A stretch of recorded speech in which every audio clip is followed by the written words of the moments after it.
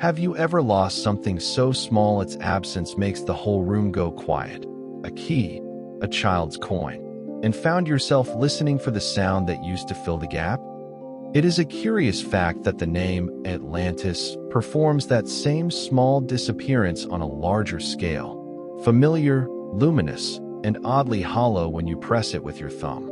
Here, in the hush of our shared room, we will not shout the myth down or stage a revelation.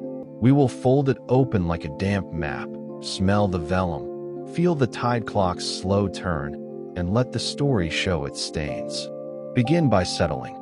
Feel the weight of your head against the pillow, the coolness where your ear meets the sheet, the way breath enters and leaves in a steady, canal-like rhythm. Match the sea with your breathing now, a long in as if filling a lantern, a slower out as if letting the light go to sea. We speak in low tones because low tones are useful for sinking. In this company, words are oars, not hammers. Listen. The sea is not only a place, but an archive. Salt collects, silt settles, stories are laid down like sediment. Imagine an old map spread on a table by a window, the edges darkened, ink faded to a bluish whisper. The smell of damp vellum, the faint trace of salt on the paper, a tide clock by the scholar's elbow marking hours as if tides were pens. We hover above that map, not to condemn it, nor to defend it, but to read the stains. There is a first promise I will make. Tonight we trace pattern rather than prove a case. Where others build stars of speculation, we will set a quiet lamp and move from one small fact to another, from shipwreck to shell, from burial to lullaby. We will listen for echoes that recur across coasts and cultures, and we will treat those echoes like kindly, persistent friends. Close your eyes and let the first images come not as flash but as slow light. A harbor lamp dripping, the gentle groan of timber, the soft slap of silt against a stone column. We keep things close, the sound of barnacles being brushed clean, the small clack of a ceramic shard when it meets other shards in a gloved hand. These textures are more telling than any bold proclamation. They make a place believable in the body. I will sometimes slip into the language of a scholar, one might suppose. It is a curious fact, because scholarship is a voice that promises caution. But this caution is quiet and companionable. It does not shut the door on wonder.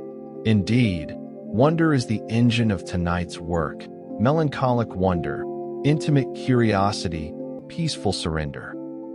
Between each comparative beat, I will give you space to breathe. After a paragraph or two, imagine a pause long enough to feel tide in your ribs.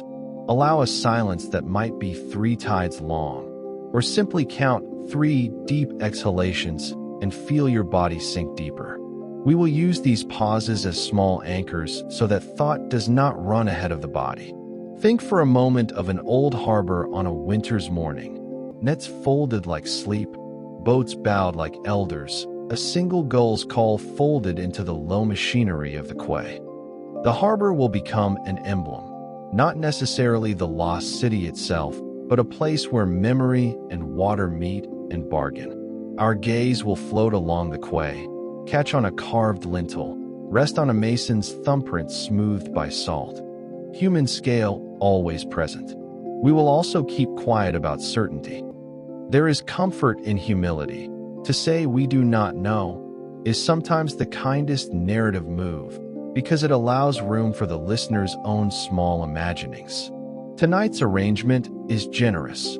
We propose patterns, we hold artifacts up to the light, and we let the silence between items be thick enough to sit upon. So breathe with the tide one more time.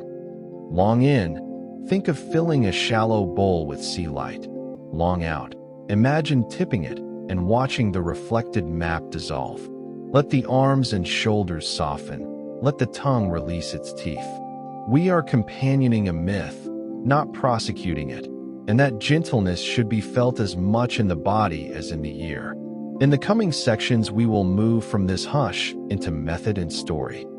We will name 3 recurrent pulses that seem to hum beneath many Atlantis-like tales. places that drown slowly and places that vanish suddenly, and the ways communities remember those vanishes.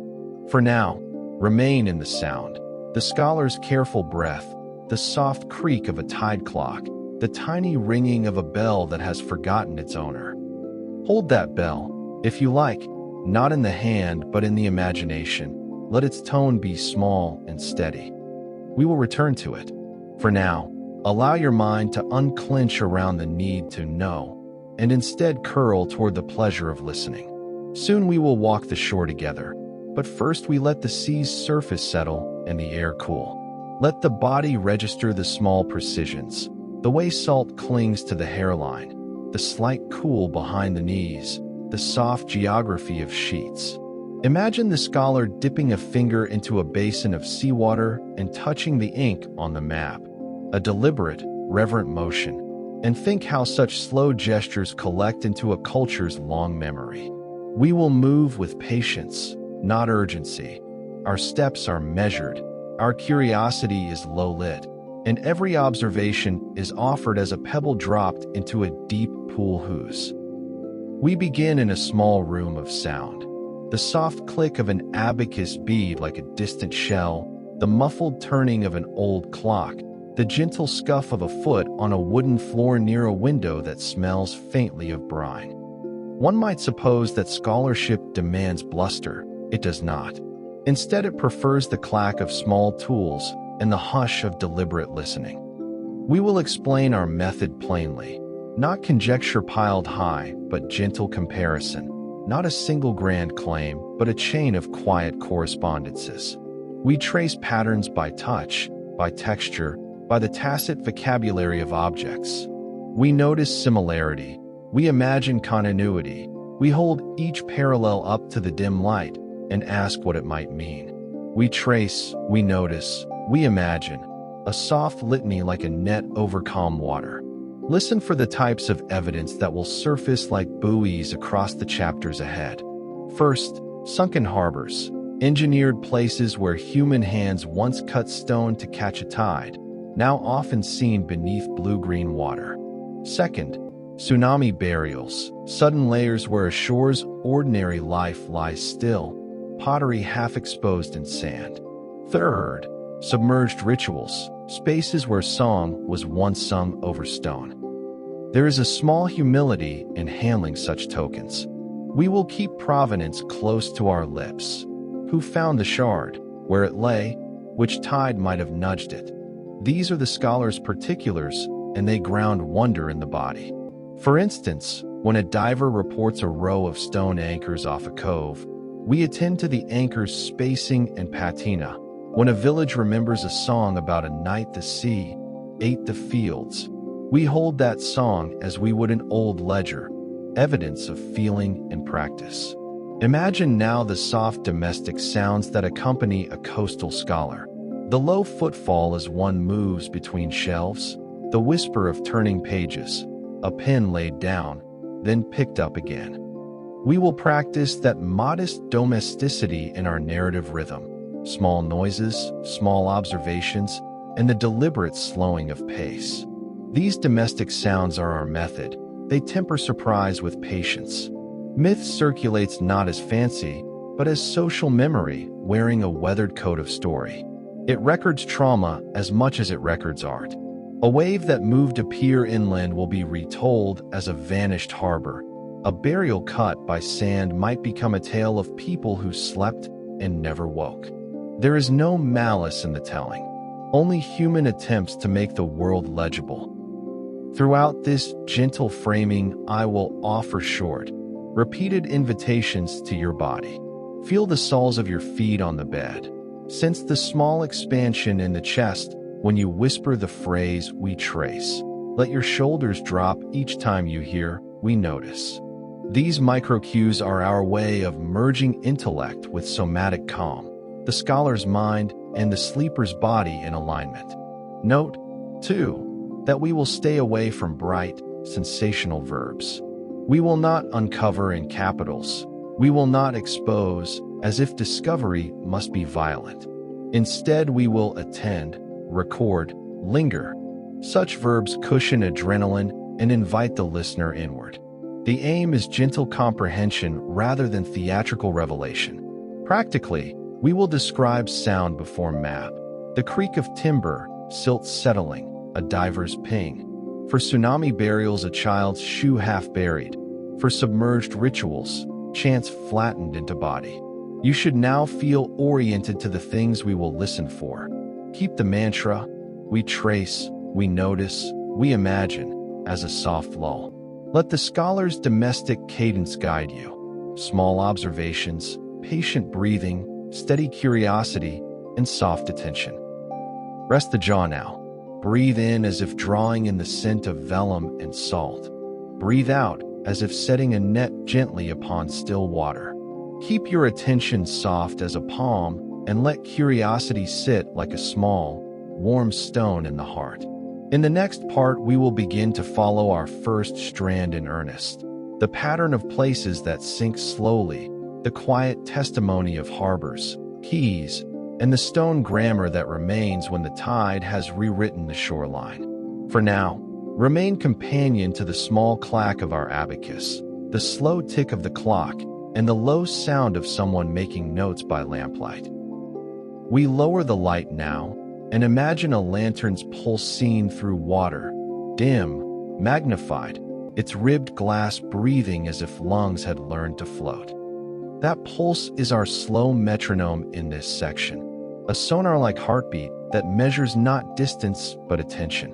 One might suppose that a myth as loud as Atlantis would need a single loud cause. It is a curious fact that many myths are quieter, and they accrete from several small, persistent violences. I'll begin by naming the 3 strands we will hold like shells to the ear. First, sunken harbors, places engineered by hands, slowly surrendered to the sea by subsidence, sediment, and the patient creep of water. Second, tsunami burials, abrupt, layered silences where daily life becomes archaeological strata overnight. Third, cultural memory, songs, ritual, and domestic saying that encode trauma and make it narratable across generations. These 3 do not compete, they braid. Pause with me and place a hand on the imagined quay.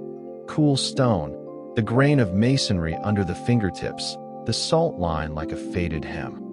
Feel how differently the body remembers sudden loss and slow loss. A sudden event leaves a sharp residue in bones and songs. A slow retreat rubs itself into domestic practice until the original shape is hard to see. Which of these feels more like Atlantis? Perhaps both. There are at least 3 modest theories that scholars and storytellers have offered for Atlantis-like universes.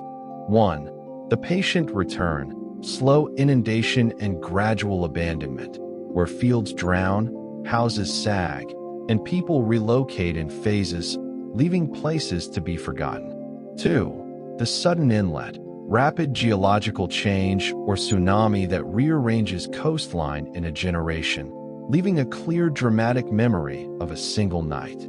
3. Human slow undoing, the cumulative effect of salinization, overuse, or infrastructural failure that renders portworks useless and invites retreat.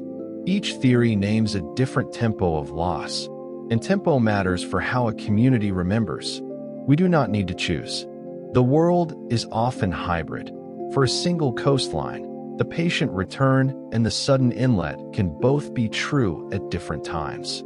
Imagine a harbor that first surrenders its street-level life through gradual seepage. Then, years later, a single monstrous storm buries what remains. How do songs about that place change? They thicken. They accumulate metaphors. They begin to sound like myth. Let us move from theory to intimate particulars. Picture a household pottery bowl left by a hearth, its rim smudged with thumb oil, a small ring of soot inside. One morning, the family wakes and finds the field underfoot gone, and the bowl is half buried in gray sand. Later, a child will sing a song remembering a house that slept and never woke. These small human moments are the raw materials of story. Consider an archetypal harbor slowly subsiding. Anchors lean at odd angles, A once straight quay becomes a sloping ruin. The carpenter's marks are softened by silt. Divers report the tactile peculiarities of such places. The way rope fibers, once taut, now curl like sleeping things. The way wood gives a little under pressure and then settles as if sighing. These bodily, tactile sensations make the submerged site legible to other bodies. Sonar-like pulses appear in modern rediscovery as well. The ping of a surveyor's instrument, the low thrum of a sub-bottom profiler, a diver's breath muffled through a regulator. These sounds remind us that the modern world approaches antiquity with its own measured heartbeat.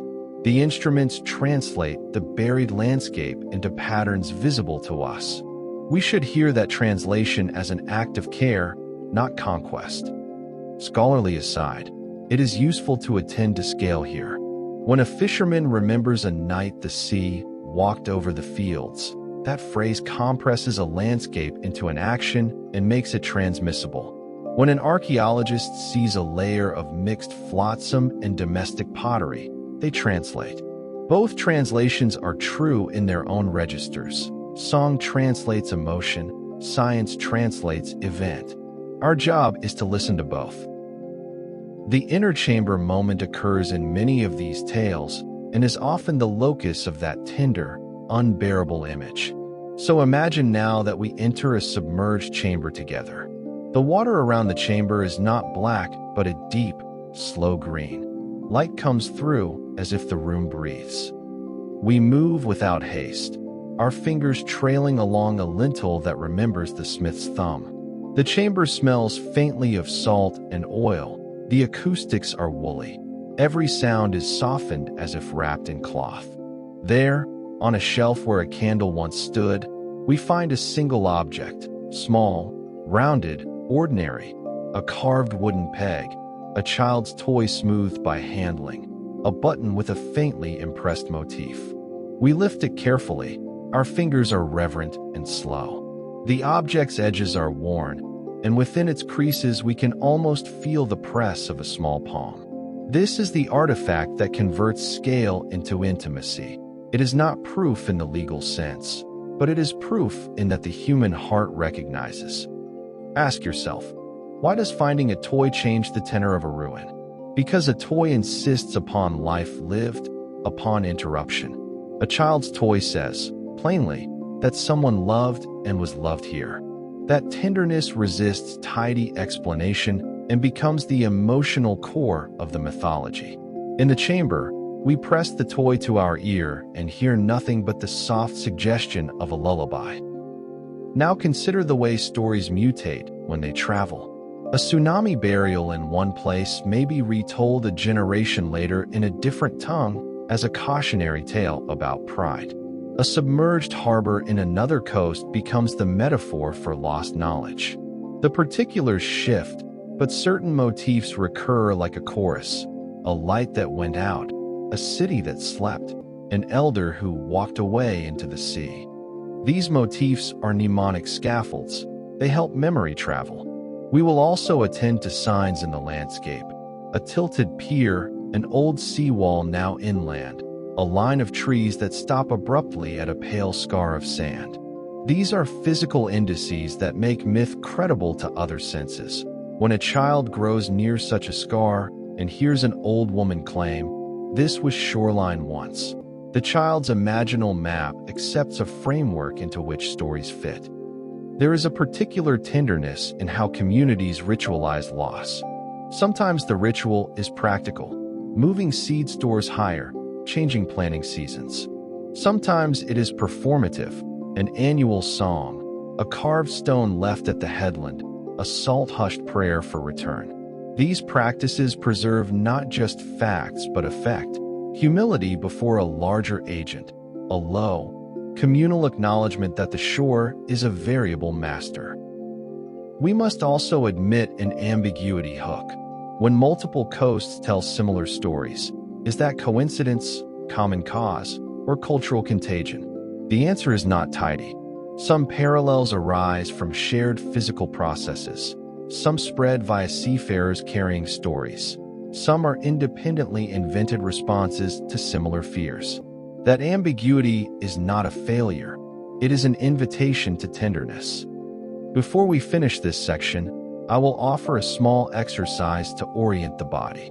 Settle the hands on your lap or at your sides. Sense the coolness beneath your palms as if touching silt. Imagine the toy's grain between thumb and forefinger. Imagine the lantern's pulse through the water.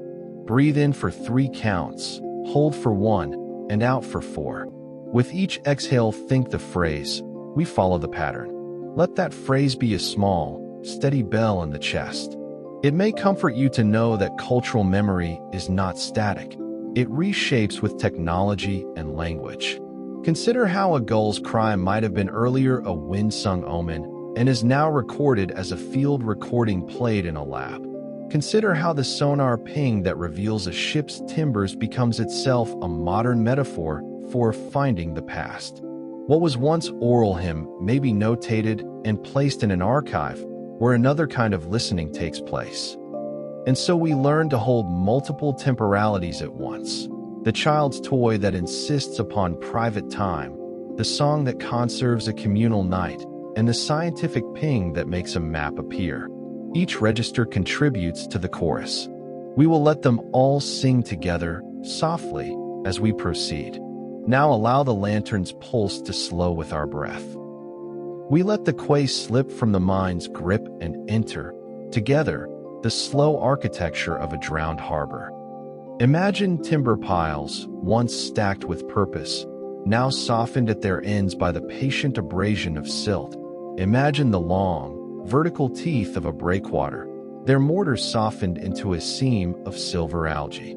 The harbor's grammar is one of joints and thresholds, where sea meets stone, where rope meets wood, and each joint speaks of human patience and the sea's slow reply. Walk with me along that submerged quay, but do not hurry. Our footsteps are deliberate and soft. We notice the sound of water inside the ribs of a shipwreck, a tremulous, bell-like resonance when the tide shifts, like a room remembering a song. Barnacles form small chapels upon the masonry. An iron cleat says the names of ropes in the language of rust. The tactile vocabulary here is crucial. Grain, barnacle, seam, cleat, lintel, words that invite the hand to translate image into touch. Sunken harbors are of various kinds. Some are engineered to be permanent. Cut stone quays, framed docks, anchorages with man-made breakwaters. Others are accidental assemblages, natural coves improved with minimal intervention and then abandoned when their usefulness declines. In both, we find the same slow processes at work: sedimentation, subsidence, biogenic growth. Over decades and centuries, a harbor's once precise geometry softens. Horizontals become gradients. Thresholds become gradients that occur. Let us consider subsidence first. Land can descend a finger's breadth over generations as groundwater is drawn, as compaction takes place, as tectonic murmurs adjust the surface. You might think of subsidence as the Earth's patient settling, a folding of skin that leaves no single dramatic scar, but 1,000 small changes that, accumulated, alter shorelines. When field boundaries move inland and trees begin to stand in brackish water, a community's relation to the sea recalibrates slowly. Rituals adapt. Sedimentation works in the other direction. Rivers deliver silt. Currents rework the shore. Harbors that once received regular flotsam may find their channels choked. The result can paradoxically be both loss and gain. Some quays vanish beneath sediment, while others gain new mudflats where life rearranges itself. This double movement, sinking and filling, creates heterodox landscapes where the idea of sunken city is more complex than a single image of a submerged street. Human engineering itself complicates the picture. Ancient harbors may have been built with timber that ages in unexpectedly variable ways. They may include wooden piles whose outer casings decay while internal cores remain, creating hollow pillars that collapse in odd patterns. Stonework, too, reveals human fingerprints, mason's marks, mortar composition, joint technique. These are the archaeologist's clues and the storyteller's delight, because they speak of individual hands and local practice amid lore. We should also attend to the lived acoustics of these sites. A working harbor resounds with a particular symphony, ropes striking hulls, merchants calling, gulls arguing. As it becomes disused, sound changes. The daily bustle subsides into low-frequency water movement and the occasional bounce of a loose stone. Modern divers report a particular hush, a kind of acoustic evaporation in which the high, human-made frequencies drop away and leave only low, patient tones. Listening to that acoustic signature. Now consider the tools we use to study these harbors, and note how tactile those tools are. A diver's gloved hand brushes silt to reveal a line of pottery.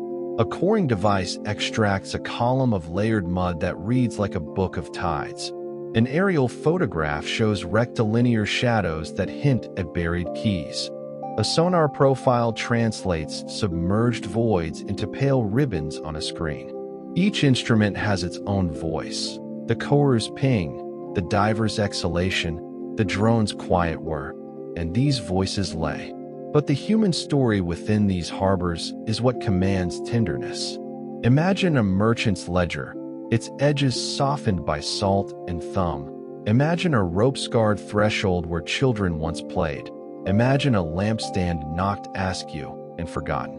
These are the sorts of domestic traces that make sunken city stories feel immediate. When such traces are found, the narrative that forms around them is not merely an index of technique. It is a way of connecting present hearts to past lives. Analogies may help here. A harbor's slow sink is like a house that gradually succumbs to damp. Paint peels, floorboards sag. The household's adjustments accumulate until leaving is the path of least resistance. Contrast that with the coastal plot displaced by a sudden storm surge, where slow subsidence calls for a prolonged migration story. A tsunami burial sharpens memory into an event that can be named and recalled as a single night.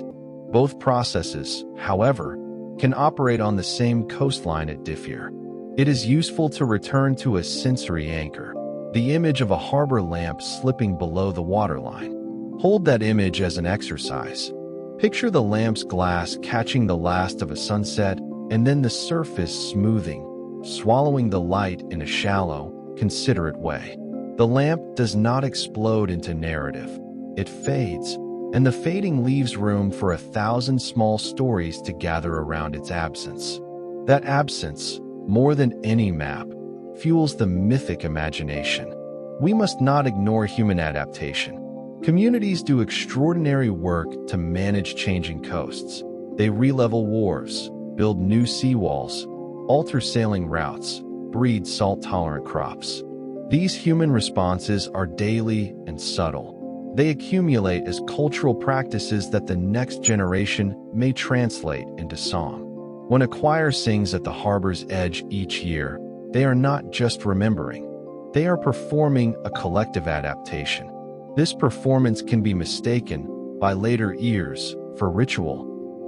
There is a certain melancholic beauty to the archaeology of harbors. Most artifacts are small and prosaic, and yet they bind us to past human rhythms.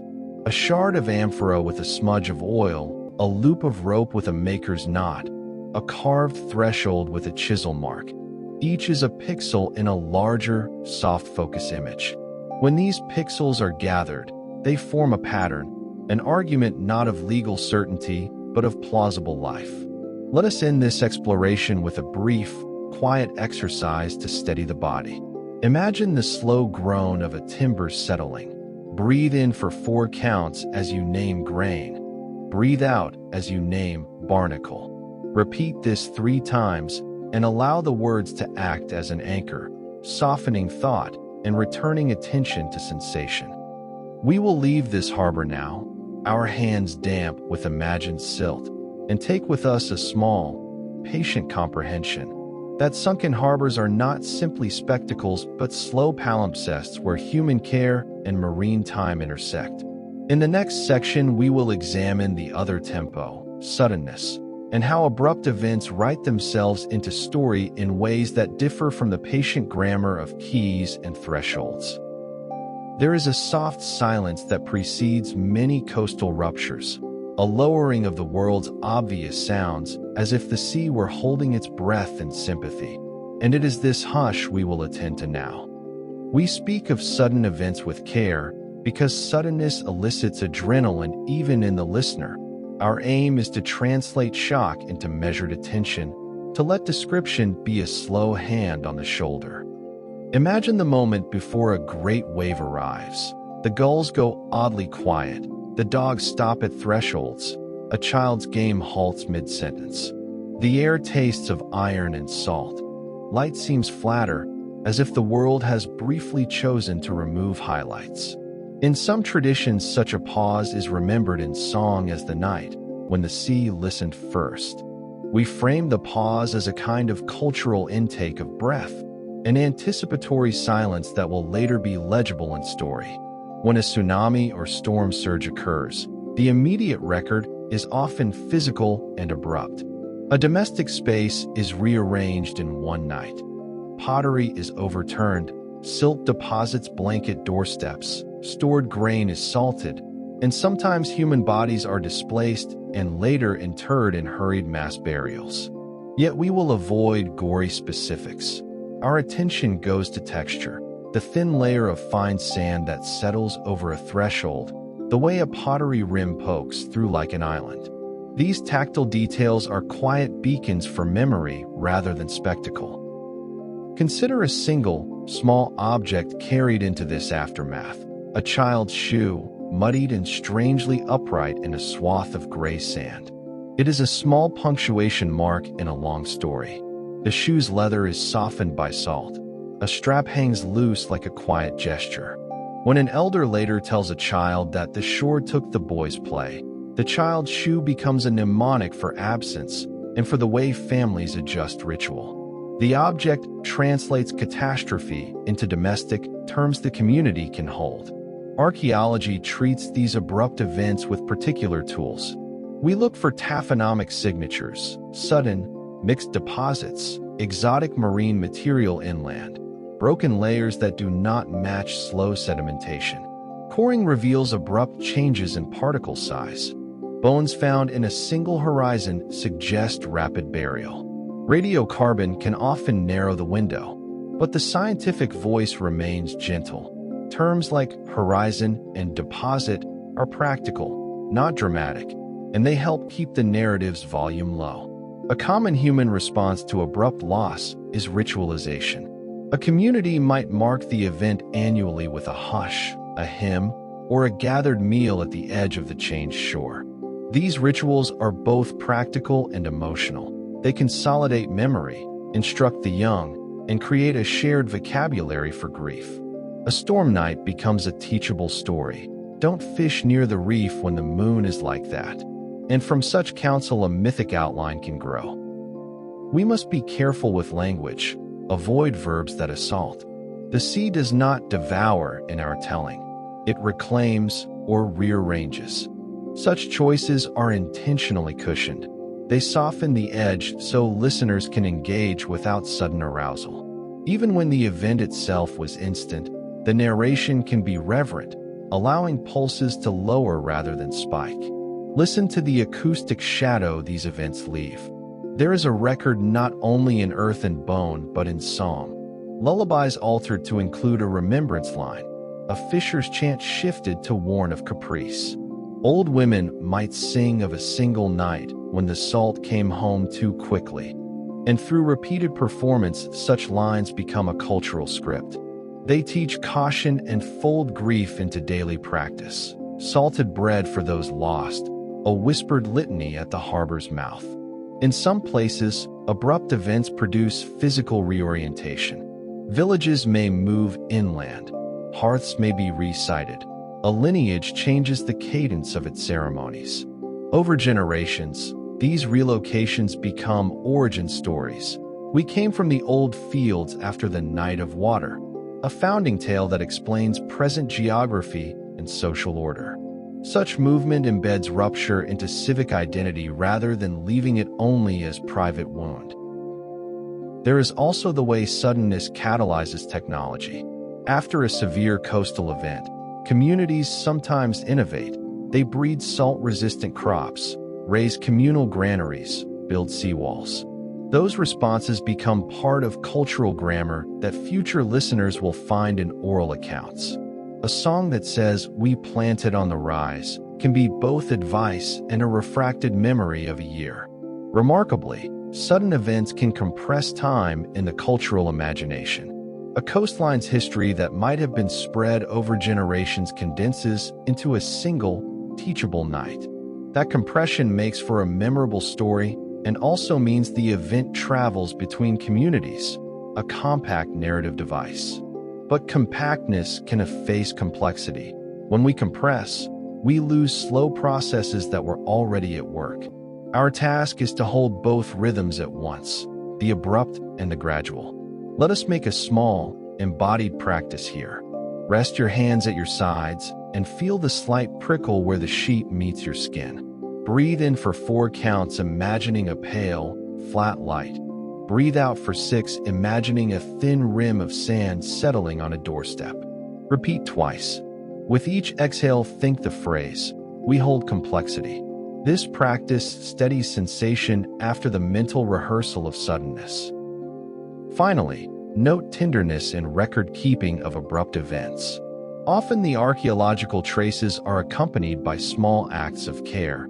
A bowl placed atop a burial, a mark cut into a post to remember a name, a seed cache intentionally buried for a returning season. These acts signal continuity of love even in rupture. They insist that lives, however disrupted, matter. Modern responders and community elders sometimes leave gentle markers, a carved post, a small cairn, a tied ribbon, so that strangers will know something happened here. These markers are invitations to remember, small beacons that hold grief in form. We will leave the suddenness now with measured breaths, recognizing that the hush before the tide and the quiet that follows are both part of the same oceanic grammar.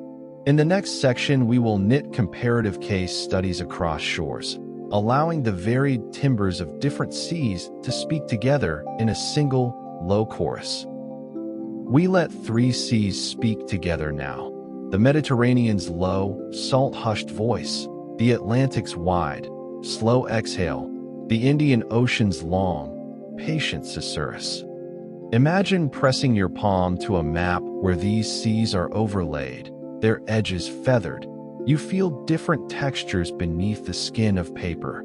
We will touch several quiet case sketches, small studies, each a gentle parallel that asks less for certainty than for kinship.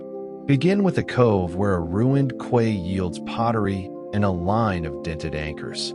Again, we find their domestic map followed by the archaeologist's field notes, softly. The villagers call it the place where the harbor sleeps, and their description lingers upon daily practice. The nets once mended on a particular stone, the child's path that avoided a broken pylon. We listen to their domestic map and then to the archaeologist's field notes. Coring shows alternating bands of sand and organic matter, radiocarbon narrows episodes. A diver's glove brushes aside silt to reveal a mason's mark. Move with me now to another coast where people still weave a saving hymn each year. The hymn mentions the lamp beneath the sea and a feast once taken inland. Ethnographers record the melody. Archivists note its age. To the casual ear, it is a lullaby. To the attentive ear, it is also a mnemonic device encoding seasonal movement. Again, we find domestic practice, moving hearths, sharing seed, ritual memory, the hymn, and material trace, a line of displaced stones. And these 3 elements recapitulate together like small, converging tides. Consider a third vignette on a shoreline that has visible raised beaches, terraces that mark former sea levels. Farmers there can point to a line of darkened soil and say, We planted there until my grandfather moved the fields. Oral histories align with geomorphology. Generations remember building practices and irrigation shifts. The scientific record reads like a slow palimpsest. The people's songs are the marginalia. We should pause to name what this method yields and what it does not. It yields empathy, texture, and a sense of recurring human strategy in the face of maritime change. It does not yield a single, global catastrophe labeled Atlantis that explains all others. The distinction matters. Pattern without proof is not failure. It is the condition of thoughtful humility. Now a brief comparison across different technological registers. In one sketch, a fisher's ledger records the ebbing of a channel in precise terms of depth.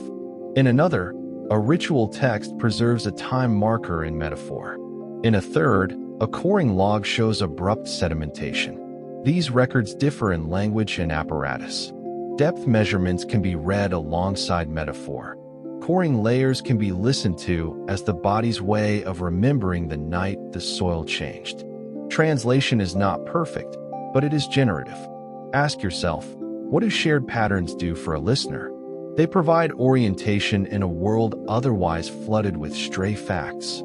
When a myth appears in multiple registers, one may infer that some common set of experiences produces similar narrative responses. But do not mistake inference for certainty. Our aim is to deliver the listener a gentle, educated curiosity, enough to sustain interest and promote reflection without coercion. We will also briefly note how mobility and contact amplify similarity. Seafarers trade more than goods. They trade stories, practices, even songs. A captain who carries a hymn from one harbor to another can seed a melody that takes root and mutates locally. This travel and adaptation spreads motifs without needing a single Atlantis. Maritime networks make them portable. There is a human elegance in localized invention meeting long-distance transmission. A coastal village invents a practical adaptation, a raised granary, a seasonal rite, and other villages adopt a version of it because the problem is similar. What results is a cluster of practices and narratives that look like kin across coasts. The resemblance may be due to shared environment, shared technology, or shared story trait. Our conclusion will be that such clusters form the gentle scaffolding upon which larger, persistent motifs can ride.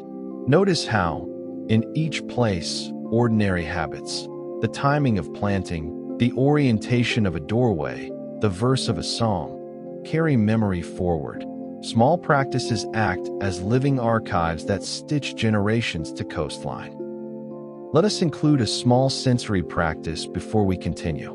Place the fingertips lightly against your temples and imagine 3 seas converging there, one breath for each sea. Breathe in as if drawing in the Mediterranean's dry-salved wind. Breathe out imagining the Atlantic's slow swell. Breathe in again as if tasting the Indian Ocean's long, spicy hush. Repeat once. Let the image be a soft mnemonic map. Finally, allow a compact meditation on scale. Each of our vignettes is local and ordinary, a song adapted, a quay rescheduled, a family moving a hearth. Yet when such ordinary acts repeat across regions and time, they form a pattern that feels larger than the sum of its parts. Comparative studies show the large emerging from many small acts. We will carry these modest parallels forward into the next section, where we let our attention sway into digressions and small, sleep-inducing tangents that luxuriate in image rather than argument. For now, remain with the sense of kinship across shores and the steady rhythm of the combined seas. We let ourselves drift now into pleasant detours, the small, restorative tangents that are not digressions so much as soft pillows for the mind. These tangents will do the work of a lullaby.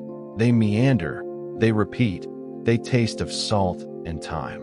One might imagine them as the sea's hesitations, a string of minor keys played slowly by oars on syllables. Begin with salt on the lips. Taste it as if memory had a flavor. not sharp, not bracing, but worn, like a stone held long enough to become familiar.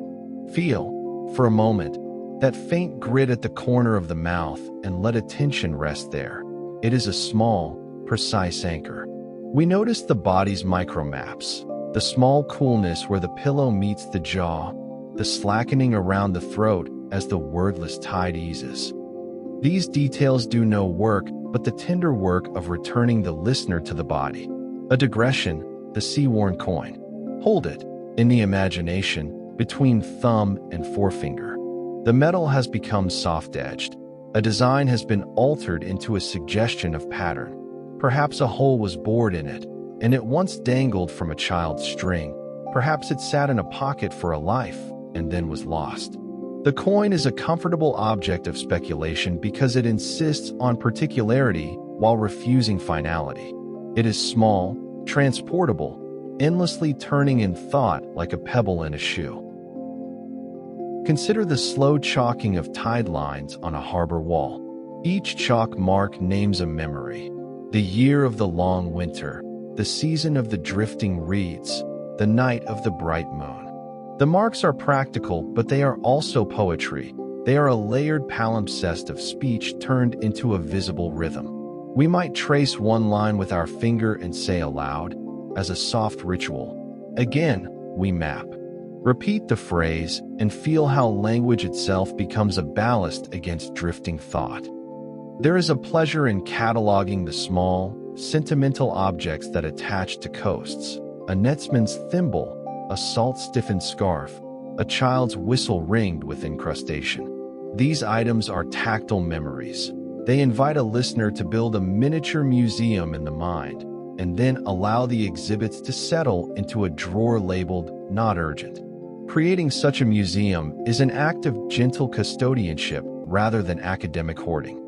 We may wander further into lullabies and half-sung prayers. In one place, a fisherman hums a single phrase that names a reef as if it were a person. In another, an old woman sings a lullaby that pauses always at the same line, as if the sea itself had requested a breath. These halting musical lines are practical mnemonic devices and tender private languages. Notice the rhythm. It is often syncopated like waves breaking on shuffled stones. Let yourself imitate it inwardly, a low hum at the back of the throat. Another soft tangent is the architecture of sleep in maritime households. People who live by variable coasts develop practices that resemble sleep hygiene. Raised sleeping platforms, the use of certain herbs as mild sedatives, a tradition of evening narratives that function as cognitive scaffolds for children. Imagine a family arranging pillows and knots, laying out a small lamp, and telling a half-story that teaches a child how to listen for changes in the tide. Such domestic rituals are both adaptive and conservational in effect, preserving bodily calm and communal memory. We will also indulge an affectionate aside about language itself. The metaphors communities choose to describe coastal loss often use domestic verbs. The shore took, the house moved, the lamp slept.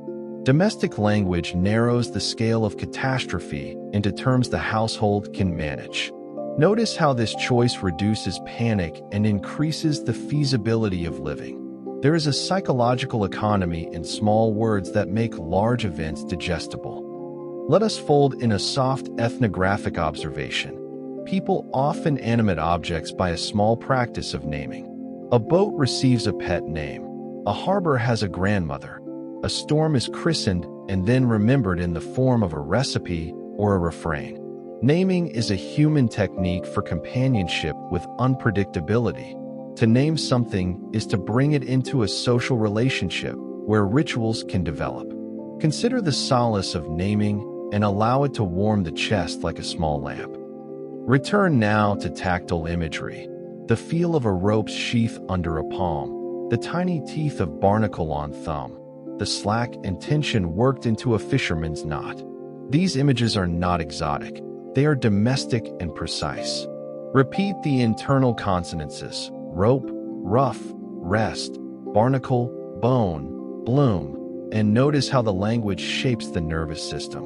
Alliteration soothes the ear and functions like a lull in traffic.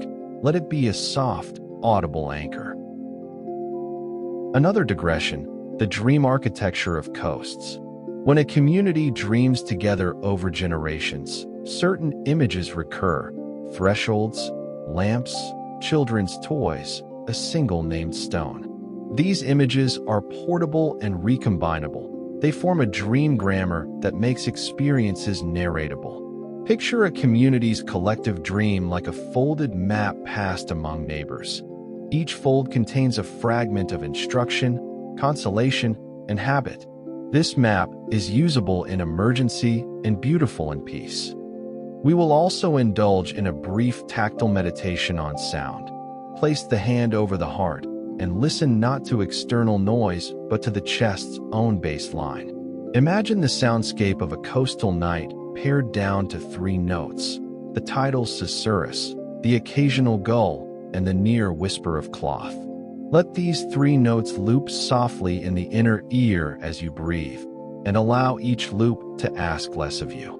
Now for a small, slightly comic tangent. Think of the kinds of mistakes communities make when translating coastal lore into moral tales. A practical sea warning about rotten timber may become, over generations, a moral parable about pride. The story loses some of its technical advice, but gains social salience. This mutation is not failure. It is culture repurposing information so it may be taught in forms children can carry. Notice the human humor in such transformations and let a small smile surface. We will end this section of tangents with a slow, repeating phrase to smooth the passage toward deeper rest. Repeat in the mind with the rhythm of the sea. We breathe, we remember, we soften. 3 small clauses, repeated. We breathe, we remember, we soften. We breathe, we remember, we soften. Let your palms rest.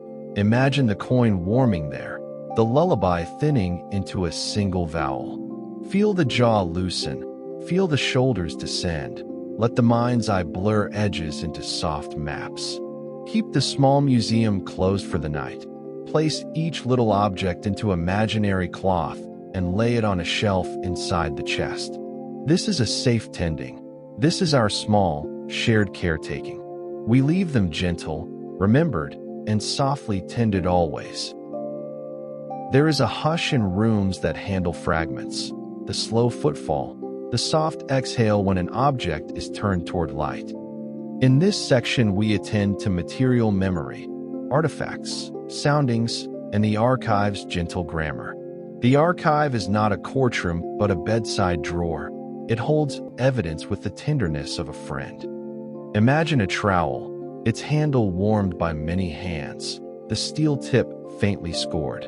A gloved finger traces a provenance tag, then lifts a shard of pottery to the light. The shard carries a smudge of oil like a thumbprint across time. Such tactile moments invite intimacy with the past rather than triumph over it. Objects recover local grammar. An amphorae's curve hints at trade routes. A carved lintel reveals a mason's chisel habit. A child's toy shows how ordinary gestures become memory. Marine accretions, barnacle, mineral sheen, worm etching, become part of an object's biography, wrapping human touch in new texture. Soundings and cores are the archive's hidden pages. A coring rod brought to the surface displays bands of dark organics, pale sand, and a coarse horizon where storm-born material appears. Reading that rod is like listening to an old voice. Each stratum is a syllable. Here, in imagination, the soft metallic ping as the core meets the tray, and the lab's tentative exhale when a sample is brushed. Cataloging is a form of care. A conservator moisturizes leather, numbers a shard, places it on acid-free tissue. These practices slow time and honor fragility. They are small rituals of preservation. When we describe such work, we use small verbs. We wrap, we label, we shelve, verbs that lower volume and steady attention.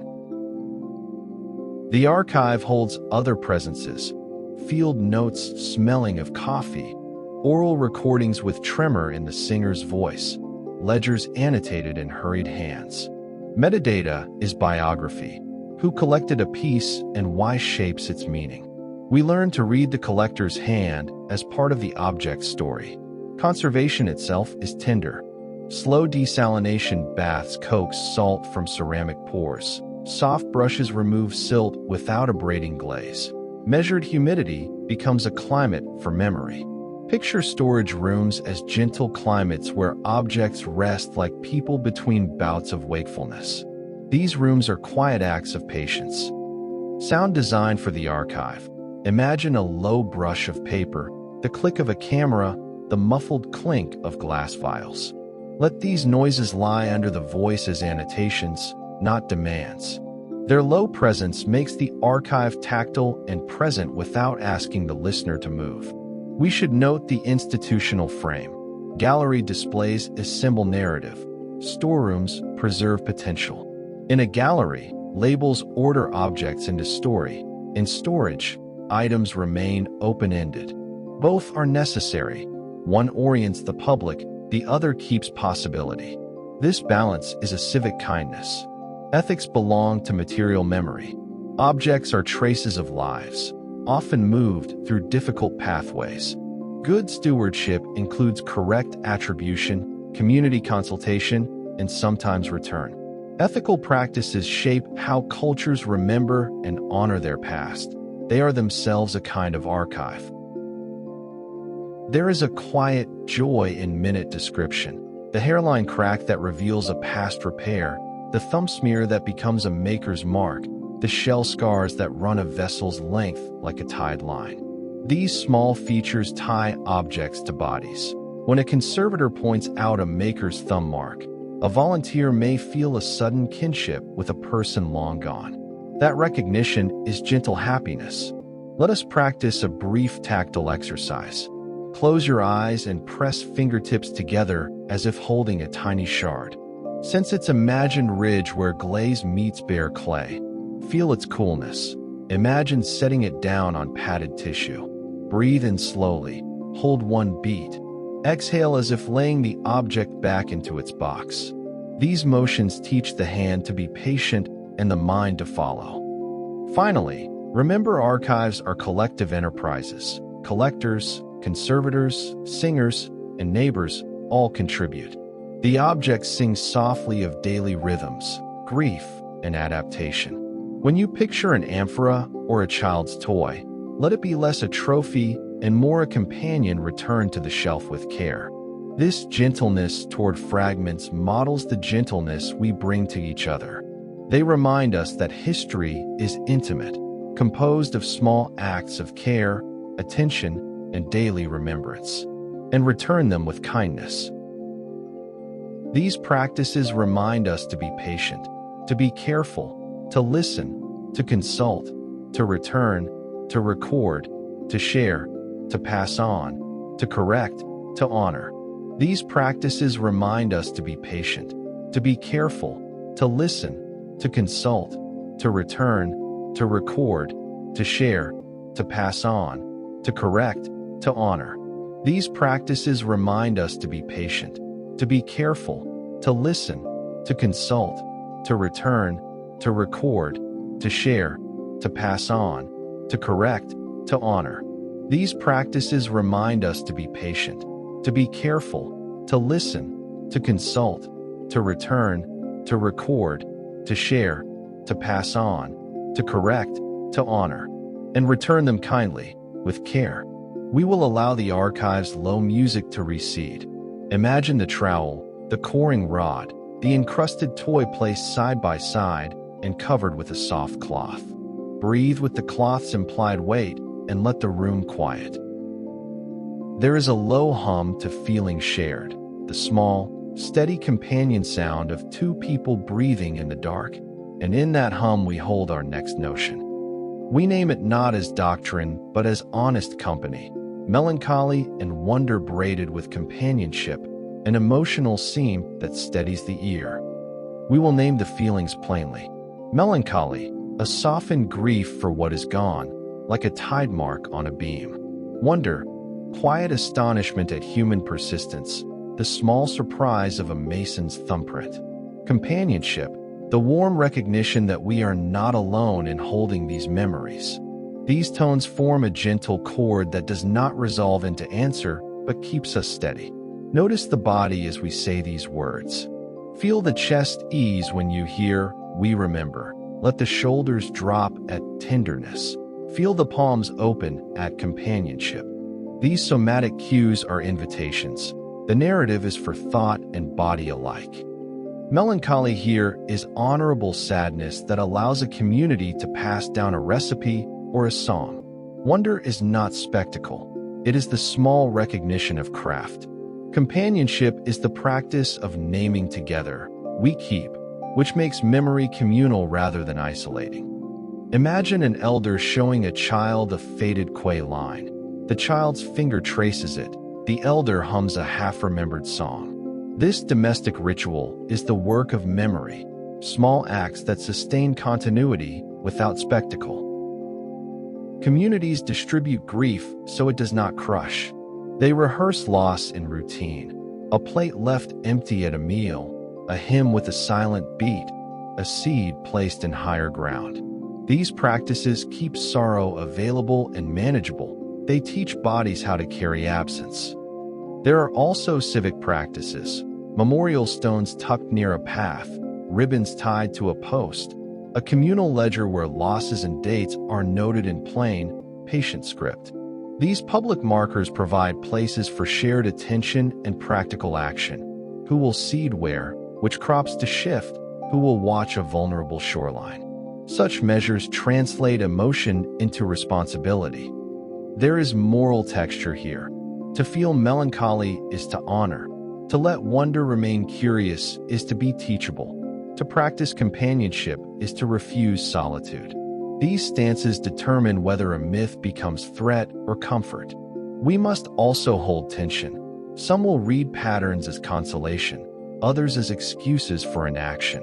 To avoid complacency, we encourage small practices, listening sessions, shared ledgers, careful conservation, that turn feeling into attentive care rather than grand narrative.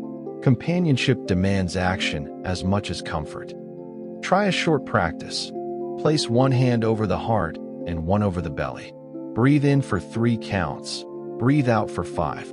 On the out-breath whisper, "We keep each other." Repeat 3 times and notice the phrase settling into a quieter register. Then, without opening your eyes, imagine setting a small stone on the palm of your hand and naming it for someone you'd like to remember. Let the name be soft and brief. Communities distribute grief so it does not crush. They rehearse loss in routine. A plate left empty at a meal, a hymn with a silent beat, a seed placed in higher ground. These practices keep sorrow available and manageable. They teach bodies how to carry absence. There are also civic practices, memorial stones tucked near a path, ribbons tied to a post, a communal ledger where losses and dates are noted in plain, patient script. These public markers provide places for shared attention and practical action. Who will seed where, which crops to shift, who will watch a vulnerable shoreline. Such measures translate emotion into responsibility. There is moral texture here. To feel melancholy is to honor. To let wonder remain curious is to be teachable. To practice companionship is to refuse solitude. These stances determine whether a myth becomes threat or comfort. We must also hold tension. Some will read patterns as consolation, others as excuses for inaction. To avoid complacency, we encourage small practices, listening sessions, shared ledgers, careful conservation, that turn feeling into attentive care rather than grand narrative. Companionship demands action as much as comfort. Try a short practice. Place one hand over the heart and one over the belly. Breathe in for 3 counts. Breathe out for 5. On the out-breath whisper, "We keep each other." Repeat 3 times and notice the phrase settling into a quieter register. Then, without opening your eyes, imagine setting a small stone on the palm of your hand and naming it for someone you'd like to remember. Let the name be soft and brief. Joy is present too, small and private. Finding a repaired pot, hearing a child learn a song, watching a field replanted on higher ground. These recoveries are not erasure but affirmation, bright threads in a heavier fabric. Ethics of feeling matter. Approach coastal histories respectfully. Ask communities what they want recorded. Prioritize consent for oral histories. Avoid sensational retellings that turn sorrow into spectacle. Compassion is methodological. It affects what we record, how we display it, and whether we return objects to communities. A brief meditation. Imagine a shared blanket by a low fire. Feel warmth at your knees, the soft weight of cloth.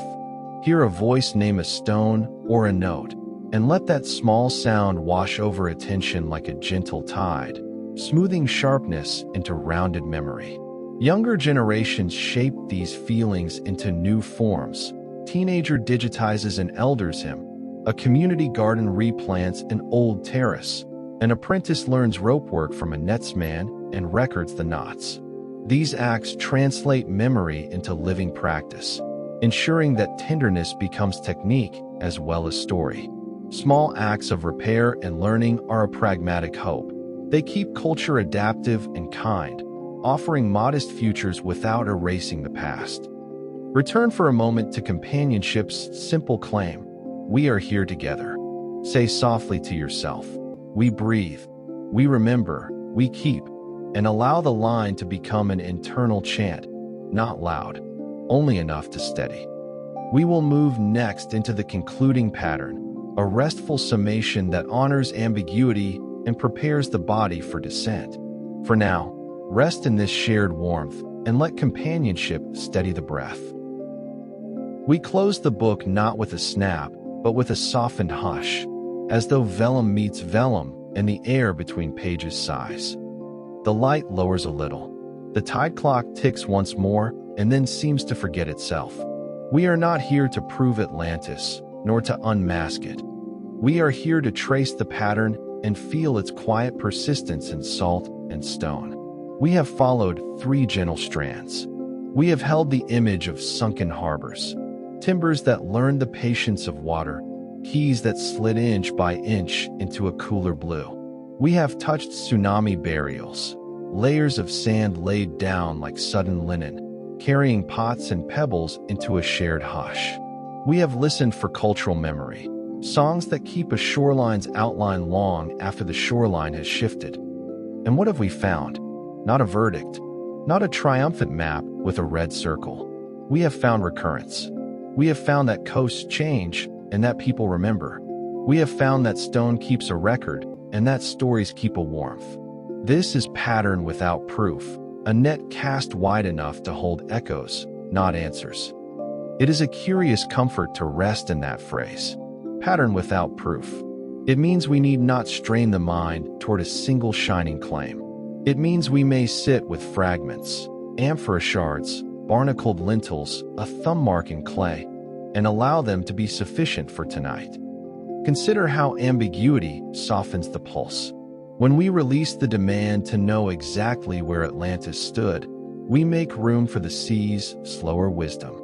The sea does not hurry its explanations. It lifts and lowers. It erases and reveals. It keeps and gives back. We have traced maps in dim rooms and drifted through drowned keys. We have felt the hush before a wave and the steadiness after. We have noticed how communities carry grief as a shared cup, passing it hand to hand so no one bears it alone. These are not conclusions. They are practices. Let us shorten our sentences now. Let the mind follow. The harbor lamp lowers. The water smooths. The map folds. The page rests. We accept that some threads remain loose. We accept that mystery can be cushion rather than thorn. We accept that unanswered questions are not failures, but invitations to gentler looking. Feel the body once more. The jaw unclenches. The tongue rests. The breath lengthens on its own. We are content to say, we have traced, we have touched, we have listened. That is enough. Atlantis, then, is less a place to locate and more a pattern to notice. A recurring seam where sea and story meet. We do not force the seam open. We simply acknowledge its presence, like a faint line in wood that tells of seasons past. If there is relief in not needing to know, let it settle. If there is warmth in shared wondering, let it remain. We dim the lamp another notch. The tide clock grows quiet. The room is mostly shadow now, pattern-rich, certainty poor, calm in its incompleteness. And so we close, not with flourish, but with a gentle lowering of light, and allow the sea to keep what it keeps, and to give back only what it chooses. Now we let the map grow softer in our hands. The lines that once marked harbors and terraces begin to blur, as though traced in water rather than ink. We are no longer studying, we are floating. The compass needle makes a small, patient turn and then rests. The current carries us without effort. Imagine the ocean at night, not dark in a fearful way, but dark like velvet laid gently across the eyes. Beneath us, a slow drift of silver sand. Above us, the faintest wash of starlight filtering down in pale threads. We do not swim. We simply rest within the buoyancy. We breathe in, and the sea breathes in with us. We breathe out, and the sea releases us softly. The harbor lamp we once watched slip below the tide now glows only as memory, a warm pulse somewhere far behind the ribs. It dims. It dims again. It becomes a feeling rather than a sight. Currents draw long, invisible lines around us. Map lines made of motion instead of ink. They curve and fold, gentle as lullabies. We follow one curve, then another, without asking where it leads. There is no destination required. We remember the timbers. We remember the sand. We remember the song. Each memory shorter than the last. Each softer. Each less a thought and more a tone. A compass needle finding home. A tide clock forgetting to tick. A page resting closed. Let the phrases thin. Let them become breath-shaped. Water, salt, stone, breath, warmth, dark. We float. We drift. We rest. If a thought rises, let it pass like a distant gull call, present, then fading. If an image returns, a quay, a shard, a thumb mark in clay, let it settle beside you without demand. There is nothing left to assemble, nothing left to solve. The pattern has already been traced. Now it dissolves into sensation. Feel the gentle pressure of water all around. Not heavy, only holding. Feel the evenness of the dark, not empty, only wide. Our breathing grows smaller, quieter, like ripples smoothing after a stone has slipped beneath the surface. Map lines soften, currents slow, stars blur. There is a small click, as of a lamp turned low but not entirely out. A courteous glow for anyone whose eyes have not yet closed. If you are still with me, still wakeful in the tide's gentle hush, let us speak in softer footnotes, the kind that rest at the bottom of a page and ask for nothing more than a curious glance. One might suppose that after so much drifting we would now provide a list of proofs and counterproofs, a tidy shelf of arguments arranged by date and dispute. Yet that would be a different evening altogether. Instead, we offer only invitations, quiet doors you may open later, in daylight, with a cup of tea and an unhurried mind. If curiosity lingers, you might begin not with Atlantis itself, but with coasts. Visit a shoreline you know. Walk it slowly. Notice where old stone meets new sand. Notice how steps are worn into a quay, how seaweed gathers in patient arcs. The earth records its adjustments without drama. It is a humble archive, written in tide lines and pebbles. Museums, too, can be visited as one visits a friend, not to conquer knowledge but to sit beside it. Find a gallery of maritime fragments. Stand before an amphora crusted with salt. Observe the small label that names its origin and its uncertainty. Let the uncertainty be part of the object's dignity. Libraries by the sea have their own particular hush. If you ever find yourself in such a room, Listen for the softened echo of your own steps. There you may encounter atlases of submerged harbors, journals of divers, studies of sediment and subsidence. Read not to prove a legend true or false, but to trace how patient inquiry shapes understanding. Or, perhaps, seek living voices. Coastal communities often keep their memories not only in books, but in songs, proverbs, and small annual rituals. Attend gently, if invited. Listen more than you speak. Ask how the sea has changed within living memory. Ask what stories grandparents told about storms and vanished piers. There are scholars who study tsunami layers in soil, thin seams of sand that speak of abrupt days. There are geologists who chart the slow arithmetic of rising water. There are archaeologists who kneel in tidal flats at dawn, brushing silt from carved lintels. Their work is patient, collaborative, and careful. It is less spectacle than stewardship. If you wish to read, look for works that compare myths across shores, that treat story and stone as companions rather than adversaries. Seek authors who write with humility, who say perhaps, and it may be, as often as therefore. Such language is a lantern that does not blind. You might also keep a small practice of noticing. When you hear of a coastal flood in the news, pause a moment. Imagine how that event will be told in 20 years, in 50. What details will remain? What feelings will be carried forward? In this way, you begin to see how memory forms, not as a single grand narrative, but as a collection of lived impressions. Should you ever travel near a submerged site open to visitors, approach it with reverence. Do not take what is not offered. Do not disturb what rests. The sea has already done enough rearranging.